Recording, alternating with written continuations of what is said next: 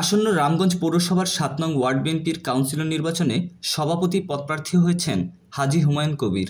স্থানীয়রা জানায়, হাজী হুমায়ুন কবির ছাত্রজীবন থেকে শুরু করে দীর্ঘ বছর যাবৎ জাতীয়তাবাদী দল বিএনপির রাজনীতির সাথে সম্পৃক্ত রয়েছেন।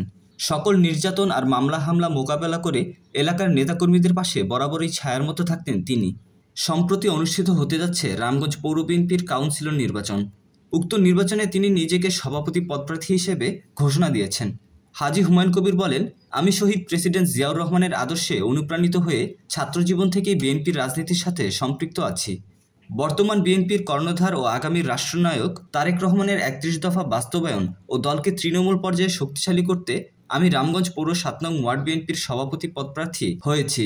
আমি আশাবাদী, আমার অতীতের কর্মকাণ্ড বিবেচনা করে দলীয় নেতাকর্মীরা আমাকে স্বতঃস্ফূর্তভাবে বিপুল ভোটের মাধ্যমে নির্বাচিত করবেন ইনশাআল্লাহ। সুচ্ছারভাবে বলেছে, আমরা বিএনপিকে ধরে রাখছি, আগামী দিনে রাখবো। এবং আমাদের মাঝে আবুদি ওমান একজন নেতার সৃষ্টি হয়েছে, যিনি আমাদের পাশে আমাদের সার্বক্ষণিক সামনে থাকে, জহিরুল ইসলাম জহির ভাই। রামগঞ্জের প্রয়াত নেতা মরহুম জিয়া আলক জিয়া সাহেব, এনার রামগঞ্জের মাটির সাথে গভীর সম্পর্ক। তারপরে আমরা আরেকজন প্রয়াত নেতা পেয়েছি, যিনি নাজিমউদ্দিন নাজিম সাহেব। এনার সংগ্রাম শেষ মুহূর্তে আমরা তেনাকে পেলাম না, কিন্তু ওনার কর্মকাণ্ড আমাদের মাঝে দিয়ে গেছেন, আমাদেরকে আদর্শ দিয়ে গেছেন, বলে গেছেন, আল্লাহ যেন তেনার ব্যবস্থা নসিব করেন। আর এই দল সৃষ্টি লগ্ন থেকে এ পর্যন্ত যারা দলের জন্য সব দিয়ে কর্ম দিয়ে যারা চির বিদায় হয়ে গেছে, আল্লাহ তাদের রাজরাত কামনা করে। রামগঞ্জের বিএনপির প্রতিষ্ঠাতা যারা ছিলেন, জনাব রুহুল আমিন মাস্টার সাহেব, জনাব মুস্তাফা মাস্টার সাহেব, মুসলিম ভুইয়া, অন্যান্য যারা ছিলেন, প্রত্যেকের জন্য আমরা দোয়া করি। আর আজকে ৭ নম্বর ওয়ার্ডে আমরা যে ওয়ার্কিং করেছি, আপনারা দেখেছেন জনতার কিভাবে সাড়া কি মিলেছে, আলহামদুলিল্লাহ। রামগঞ্জ পৌর ৭ নং ওয়ার্ড বিএনপির মনোনীত পদপ্রার্থী, আমাদের ওয়ার্ডের পদপ্রার্থী সভাপতি পদপ্রার্থী হয়েছে হাজী হুমায়ুন কবির কাকা।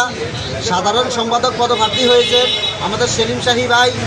সাংগঠনিক সম্পাদক পদপ্রার্থী হয়েছেন শাহ আলম ভাই।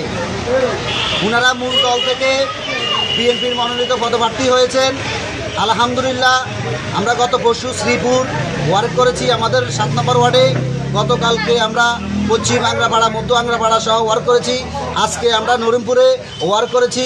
আমাদের সাথে শত শত বিএনপি ভোটার এবং সাধারণ জনগণ আমাদের সাথে আছেন। আলহামদুলিল্লাহ, দেখে মুগ্ধ হয়েছি। আমাদের সাথে যে এভাবে আছিল, এটা আমরা ধন্য।